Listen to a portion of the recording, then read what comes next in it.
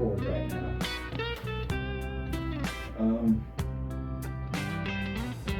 You were born in the shadow of Lookout Mountain. Born in the shadow of Lookout Mountain, where Dr. Martin Luther King's speech, "Let Freedom Ring," kind of prophetic, because that's where I'm from, and I'm letting freedom ring loud with every breath that's in these pipes. And there's a lot, more than what they got, I guarantee you, because they're wrong and I'm not. We're right.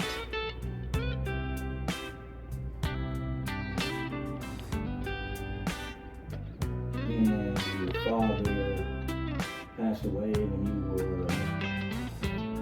Before I was 2 years old, about 23 months old, he got killed in a car wreck in Chattanooga, Tennessee.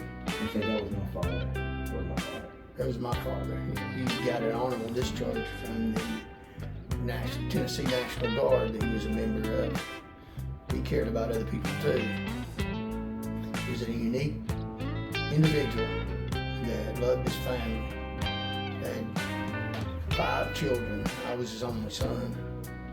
And don't have any memory of him, but my sister's day, he'd give you the shirt off his back, according to the people. Very kind man.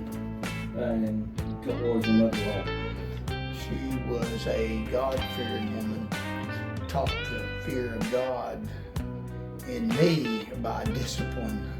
She enrolled me in a private Christian school and drove a bus to pay for it. All my sisters got the privilege and the benefit of a private school education. It's one reason why I'm as smart as I am. I had the best education money can buy. And say that was your mother? That was my mother. Yeah. She's buried right beside my dad now. She died about 2.5 years ago. Okay, where did your career start? You started with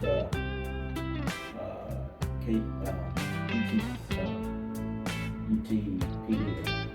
I did. Even before that, my career started at about 11 years old when I was delivering newspapers for a living. That's how I started working. I've been working ever since I was about 11 years old, and I started with working in the Nueces County Jail out in Corpus Christi, Texas, and I moved back to Tennessee and got on with the University of Tennessee Police Department in Knoxville, and went to another police department, and then went to the Tennessee Highway Patrol. So yeah, I was in law enforcement in security for about 20 years or more, 20 years. Graduated from 3 law enforcement training academies, numerous other specialized schools, drug recognition, all kinds of different specialized training in law enforcement, and did a great job for them. At least that's what they said when they gave me a bunch of awards. Okay. So, what is your goal now? You ran for governor. Tell us about that. Running for governor. That was a lot of fun, meeting a lot of people, and I had a lot of really good people helping me. You're one of them. When you did what? When I ran for governor, and I had a lot of good people helping me, and knocked on about 40,000 doors all the way across the state, and met a lot of really nice people. And what we're doing now, what I'd like to do now, is run a exploratory campaign to find out if it's feasible for me to win. We got one survey, which was election, and we did really well for a first-time candidate running without a party. And we beat some people, and some people like George Santos in New York, some people that ran against us lied about stuff they ought to be put in jail for.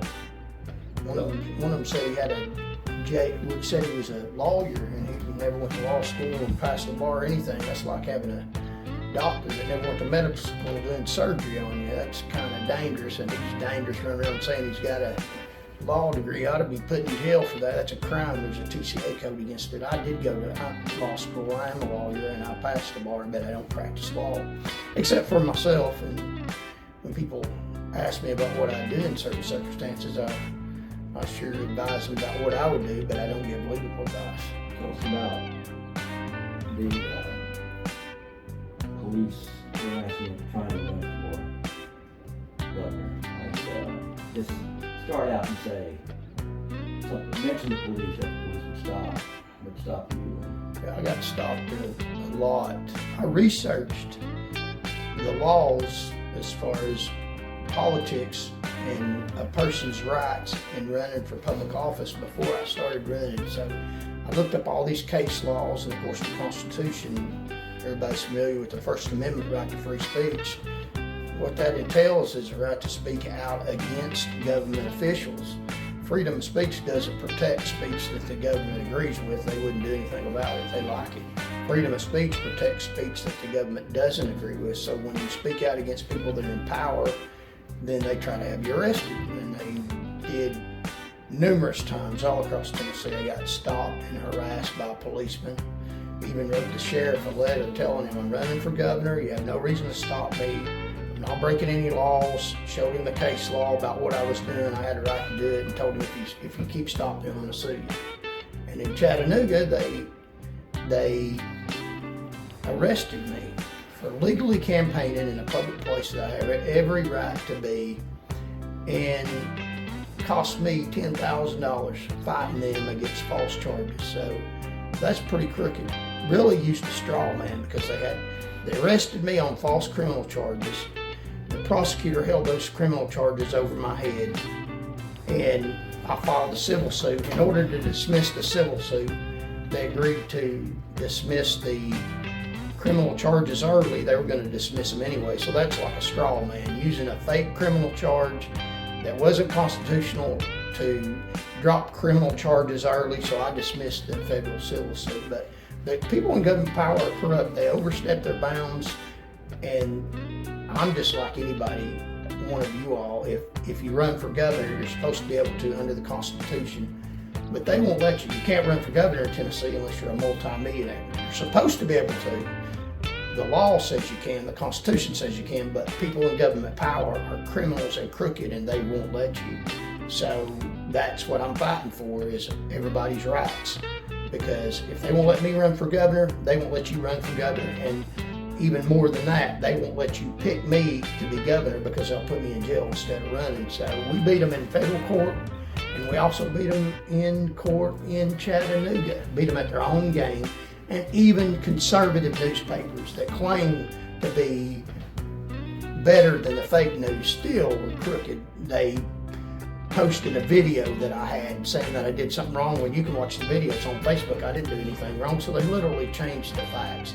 You can't find a newspaper in the state of Tennessee that is honest and unbiased. Even conservative papers, how dare they put that baloney out and lead people into believing things that aren't true. They'd like for you to believe that I'm a dangerous, violent person, and that is absolutely not true. Running for governor is one of the safest, one of the most peaceful things that you can do, trying to win hearts and minds. And they say I'm violent. No, no, no, they are. And law enforcement agencies need to be investigated by the federal agencies, the ones that are investigating Trump. Instead of that, they're investigating Mr. Trump. And the government in this country, we're going to lose it. We need to start a fight in Tennessee with these people. We've already started it. We need to finish it.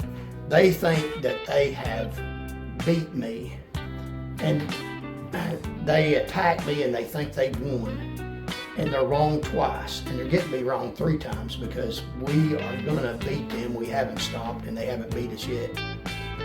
Okay. So that's basically the future. Or tell me about what you foresee in the future. Well, I foresee if we can get enough support, if we can get enough people behind us, if we can get some money to fund the campaign. It takes money to put advertisements out, to travel, to pay campaign staff, to hire people to do videos. So if we can get enough support and money, then you can get on Facebook and go to the Square page and donate. If we get enough money, get enough support, then if you will fund this fight, and that is my job right now, is trying to get support, a fundraiser for the campaign, not for money for me, but a fundraiser for the campaign to pay staff to fight these people that are trying to destroy you and trying to destroy America. Much like what Mr. Zelensky is trying to do in Ukraine, where he goes all across the world and talks to people and tries to get ammunition for his military to be able to fight the Russians back. And what I'm telling you now is this: the people in government power. Government is good. There's nothing wrong with government. The people that are running this government are crooked people. And I need money, and I need weapons, peaceful weapons, which is advertisement, means of communication, which takes money. I need for you to give us money to fight these people and back them off our lands, out of our houses, and get them out of our rights. Right now, the governor is trying to make bills to come in your house and take your guns away. And I can stop him. If you want me to stop him, then support this campaign. Give me and my staff weapons to fight him out of your house, and we'll be glad to do it for you. That's what I do. I'm a fighter. And the time that you're really dangerous is not when they think you're winning, it's when they think you're losing.